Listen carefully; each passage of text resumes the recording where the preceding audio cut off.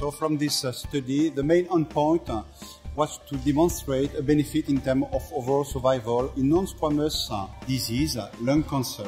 So it was a randomized trial. The patient received nandiplanide plus docetaxel versus cisplatin docetaxel. The trial is positive in terms of overall survival with a reduction of deaths of 19%. The trial showed also a benefit in terms of progression-free survival, but no benefit in terms of response rate. In terms of toxicity, we observe more toxicity in terms of leukopenia, neutropenia, and thrombopenia with the new arm, and less toxicity in terms of digestive toxicity and kidney toxicity with the neradeplanine in association with docetaxel.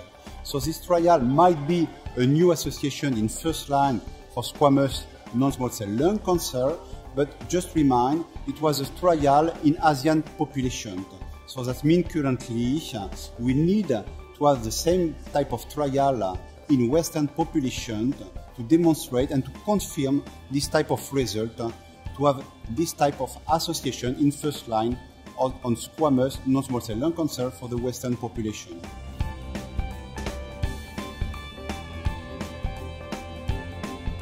So the Lux Lung 8 trial was a phase 3 trial which randomized in second line of treatment in squamous non-small cell lung cancer either to receive afatinib or erlotinib. We know that the current treatment for squamous non-small cell lung cancer in second line might be either docetaxel or erlotinib. So this is the first phase 3 trial that compare head-to-head afatinib to erlotinib.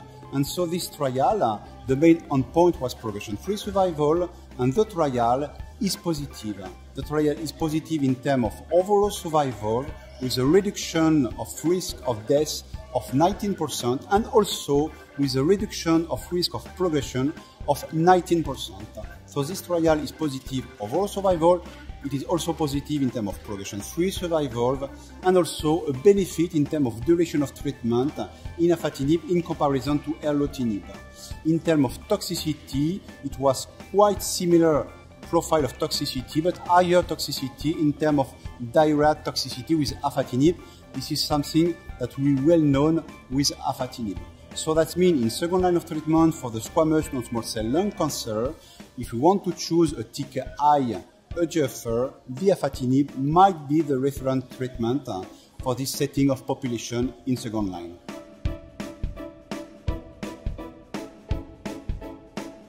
The CHECK 17 trial was a phase 3 trial that randomized for the first time an immunocheckpoint inhibitor, an anti-PD-1 inhibitor, in comparison to docetaxel in squamous non-small cell lung cancer in second line of treatment.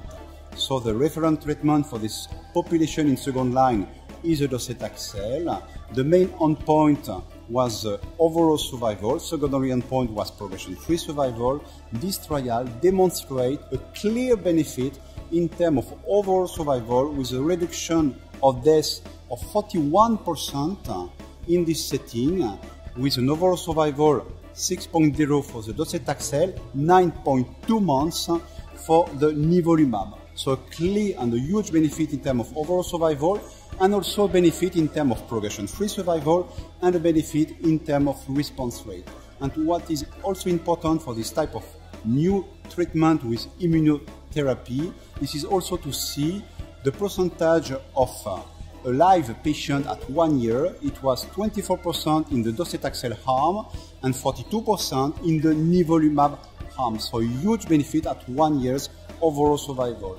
And the other point was a clear reduction in terms of toxicity, a better profile of tolerance if we compare nivolumab to docetaxel, and also it was looking to the PD-L1 expression status. We know that probably higher you have a PD-L1 expression status, higher you may observe a better benefit with this type of treatment. But whatever the PD-L1 expression, 1%, 5% or 10%, it was not demonstrated a significant difference. That means whatever the PD-L1 expression status, you still have a benefit in favor of nivolumab. So this is a major result.